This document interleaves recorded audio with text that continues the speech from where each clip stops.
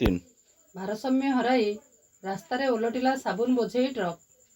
ବୌଦ୍ଧ ଜିଲ୍ଲା ପୁରୁଣାକଟକ ଥାନା ଅନ୍ତର୍ଗତ 57 ନମ୍ବର ଜାତୀୟ ରାଜପଥ ବଦଲାସାହି ନିକଟବର୍ତ୍ତୀ ଝିଲମିଲିଆ ଘାଟି ନିକଟରେ ଏକ ସାବୁନ ବୋଝେଇ ଟ୍ରକ୍ ଦୁର୍ଘଟଣା ହୋଇଛି। ସୂଚନା ଅନୁସାରେ OD 05 AF 7945 ନମ୍ବର ଟ୍ରକ୍ଟି ହିନ୍ଦୁସ୍ତାନ ଲିଭର କମ୍ପାନୀର ଲାଇଫବୟ ସାବୁନ ନେଇ ଖୋର୍ଦ୍ଧା ଜଟଣୀରୁ ବଲାଙ୍ଗୀର ଅଭିମୁଖେ ଯାଉଥିବା ବେଳେ ଗତକାଲି ରାତି ପ୍ରାୟ 12ଟା ସମୟରେ ଡ୍ରାଇଭରର ଆଖି ଲାଗିଯାଇଥିଲା। ଫଳରେ ଗାଡ଼ିଟି ଭାରସାମ୍ୟ ହରାଇ ରାସ୍ତା କଡ଼ରେ ଥିବା ଇଲେକ୍ଟ୍ରିକ୍ ପୋଲକୁ ଧକ୍କା ଦେଇ ଏକ ଗଛରେ ମାଡ଼ ହୋଇଥିଲା ଓ ସେହି ଜାଗାରେ ହିଁ ଓଲଟି ପଡ଼ିଥିଲା।